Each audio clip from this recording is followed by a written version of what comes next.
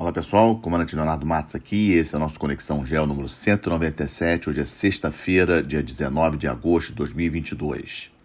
Atualizando o conflito da Ucrânia, dia 177, no campo político, o meu destaque é reunião ontem ocorrida lá em Lviv, aquela cidade que fica mais a oeste na Ucrânia, envolvendo o presidente Zelensky da Ucrânia, o presidente da Turquia, Erdogan. Vejam só, a Turquia mais uma vez atuando aí como um elemento importante, um ator importante nesse conflito, e também o secretário das Nações Unidas, o Antônio Guterres. Tema principal, a questão da usina nuclear de Zaporizhzhia. Vocês têm acompanhado, já comentei isso no Conexão Geo da semana passada, toda essa confusão com relação à usina. Ela está ocupada militarmente pela Rússia, e há acusações de ambos os lados, tanto da Rússia como da Ucrânia, de ataques realizados ao redor da usina, né? Vocês imaginam que não pode acontecer caso algum artefato militar possa explodir e danificar a maior usina nuclear da Europa, né? Inclusive a Rússia essa semana chegou até a ameaçar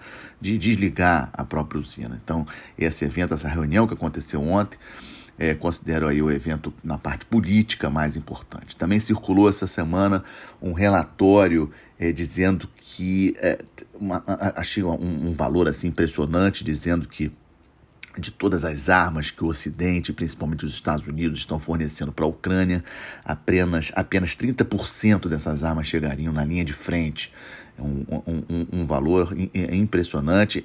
O resto seria contrabandeado para a África, para o Oriente Médio, etc. E a Europol estaria, inclusive, investigando isso. Ou seja, é algo realmente impressionante, uma informação como essa. Lembrando que os Estados Unidos, até o momento, já forneceu 9,8 bilhões de dólares em armas para a guerra na Ucrânia. Também estamos acompanhando aquela instabilidade lá nos Balcãs, que eu correlaciono com o conflito na Ucrânia, pelo envolvimento da Rússia com a Sérvia, entre Sérvia e Kosovo. E Kosovo, já comentei isso até na semana passada, tem tropas da OTAN, tipo uma tropa de missão de paz da OTAN em Kosovo, 3.500 militares da OTAN. A OTAN essa semana falando, inclusive, que pode aumentar essas tropas caso seja necessário.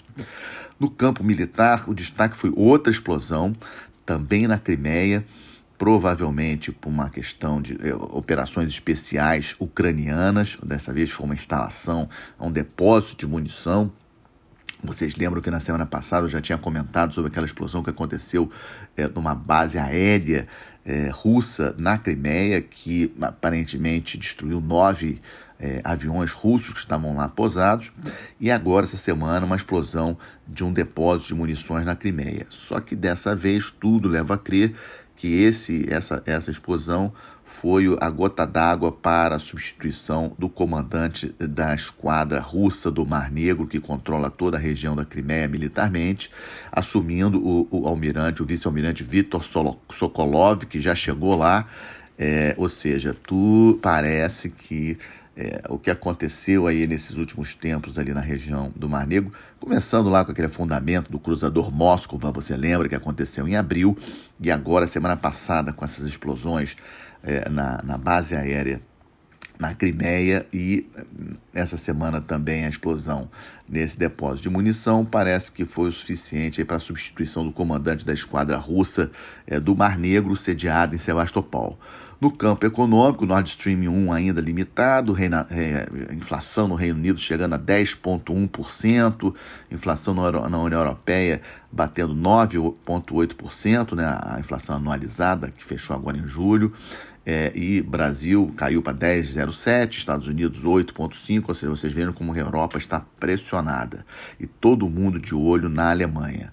O Olaf Scholz, o chanceler da Alemanha, ele inclusive já essa semana reduzindo os impostos do gás de 19% para 7% até 2024 e fazendo várias alterações em termos de uso de energia poluente até 2024 para poder não até 2024, até a guerra da Ucrânia terminar, o conflito da Ucrânia terminar, mudando totalmente o posicionamento da Alemanha com relação à energia limpa em função da guerra, usando usinas a carvão, só que eles estão com aquele problema da seca lá, muito sério, ou seja, um problema muito sério nos rios alemães, são importantíssimos, inclusive para poder levar as barcaças com carvão para as usinas termoelétricas, ou seja, uma situação complicada. Infelizmente, mesmo com essa reunião ontem lá na Ucrânia, difícil prever o término desse conflito. Na minha avaliação, Putin vai empurrar essa situação até o inverno para ver se a Europa sofre mais com relação aos preços da energia e pressiona a Ucrânia para fazer a paz com a Rússia do jeito que a Rússia quer. É isso que eu acho que vai acontecer, mas vamos aguardar. O tema mais importante que eu trouxe, o tema de destaque desse Conexão GE197, na verdade, é a nova política, o novo posicionamento dos Estados Unidos com relação à África. Uma visita importante do secretário de Estado dos Estados Unidos, o Antony Blinken, que terminou na sexta-feira da semana passada, a 3 países africanos: África do Sul, República Democrática do Congo e Angola. Lembrando que há 2 semanas atrás, o Sergei Lavrov, que é o ministro de Relações Exteriores da Rússia, também fez visita à África, visitando 4 países, e me chamou a atenção a coincidência de um país nessas visitas, tanto do Lavrov como do Blinken, que foi a República Democrática do Congo. República Democrática do Congo, um país muito conturbado, com conflitos internos e problemas com Ruanda, e temos uma missão de paz importantíssima da ONU, que é a missão de paz de MONUSCO na República Democrática do Congo. Inclusive a MONUSCO, nós já comentamos aqui também, o comandante, o Force Commander da MONUSCO é um general do Exército Brasileiro. Nós não temos tropas na MONUSCO, mas o comandante da MONUSCO é um general brasileiro. E a República Democrática do Congo é um país que, por exemplo, estimativas da ONU, vai ser o 9º maior país em população do planeta em 2050, até 2050, e riquíssimo em alguns minerais estratégicos, por exemplo, o cobalto. Então, eu fiquei com isso na cabeça, a coincidência dos países visitados, tanto pelo Lavrov como pelo secretário americano, o Antony Blinken, a República Democrática do Congo. Angola, dá para entender, porque o Blinken foi lá, afinal de contas segunda maior economia aqui da zona do Golfo da Guiné, maior exportador de petróleo para a China, e a África do Sul é uma economia importante, politicamente muito importante. A África do Sul, vamos lembrar que a África do Sul faz parte dos BRICS, com Rússia, com China, com Índia, com Brasil, e a África do Sul um país aí historicamente muito influente na África de uma maneira geral. Então dá para entender. E o Blinken anunciou uma nova estratégia, uma nova política dos Estados Unidos aí para promover a abertura da sociedade na África, falou de democracia, avançar nas recuperações econômicas depois da pandemia, falou também de clima, algumas temáticas aí típicas do Partido Democrata americano, mas sem sombra de dúvida, é uma tentativa, embora ele não tenha admitido isso, é uma tentativa dos Estados Unidos de recuperar um pouco a posição sua na África, perdida já há alguns anos para a China. Inclusive antes da pandemia, a China se tornou o maior parceiro comercial da África como um todo, com forte presença em vários países, inclusive construção de portos, grandes obras de infraestrutura. E a preocupação nossa do Brasil, e os Estados Unidos também têm essa preocupação, aqui no entorno estratégico brasileiro, costa ocidental da África, vários portos, inclusive muitos há uma expectativa da construção de uma nova base naval. Lembrando que a China possui a sua única base no exterior, lá no Djibouti, que fica lá no chifre da África, e há uma expectativa aí de uma construção de uma base naval chinesa na costa ocidental da África. Chegou a se especular Guiné Equatorial, etc. Lembrando que Angola é um parceiro econômico importantíssimo, tem a China como seu maior parceiro comercial e é o país da África que mais fornece petróleo para a China. Angola, com uma dívida muito grande. Tudo isso aqui costa ocidental da África, entorno estratégico brasileiro.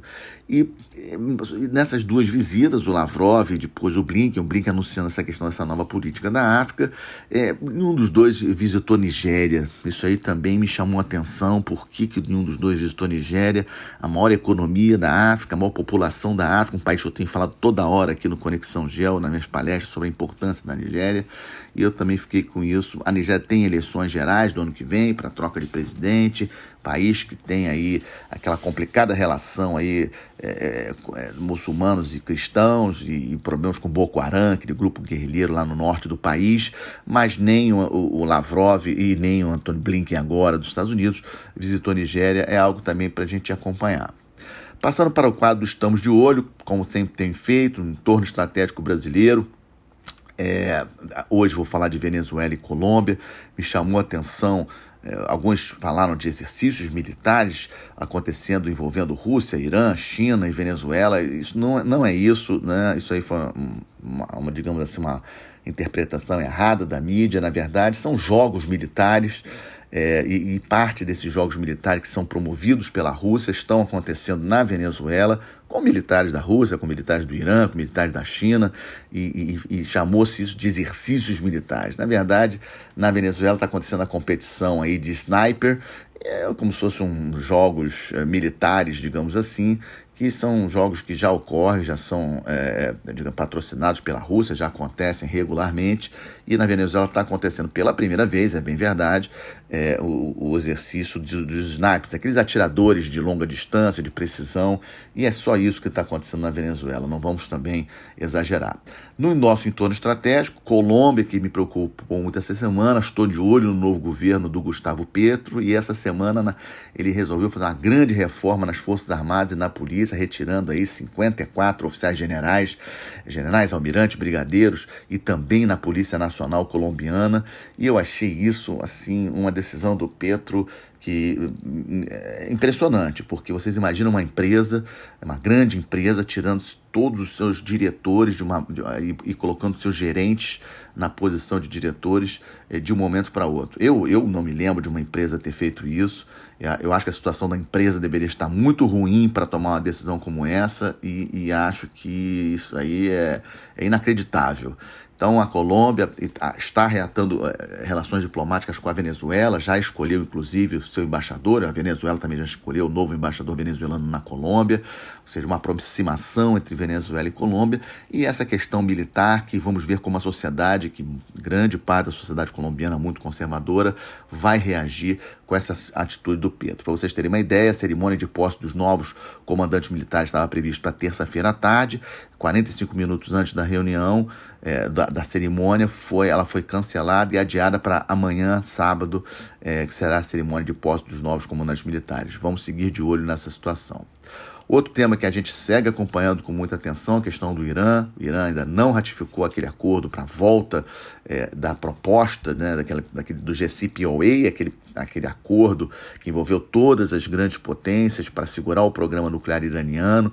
Vocês lembram que na semana passada eu comentei que eles voltaram a se reunir em Viena. Na segunda-feira dessa semana, os países envolvidos voltaram para as suas respectivas casas com os planos, com o rascunho do novo plano, mas o Irã voltou a pedir novas concessões por parte dos Estados Unidos. Então, a situação continua ainda bastante complicada, e seguimos de olho o comportamento principalmente de Israel em relação a esse desenvolvimento da arma nuclear por parte do Irã.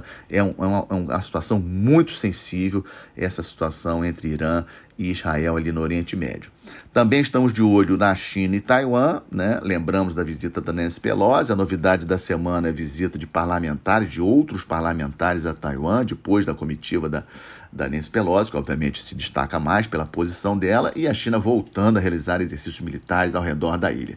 Eu acho que isso aí vai continuar acontecendo, né? E isso aí não tem hora para terminar. Estou de olho na questão do partido Kuomintang, que é um partido taiwanês pró-China. Vocês lembram que eu comentei semana passada da visita de um dos líderes do Kuomintang a Pequim na semana passada? Nós não temos mais desdobramento de informações sobre isso, mas pode ser um indício aí da China já costurando alguma coisa envolvendo esse partido Kuomintang, que vamos seguir acompanhando. E aí fecha o nosso Conexão Geo de hoje com uma excelente notícia, aliás, duas muito boas notícias.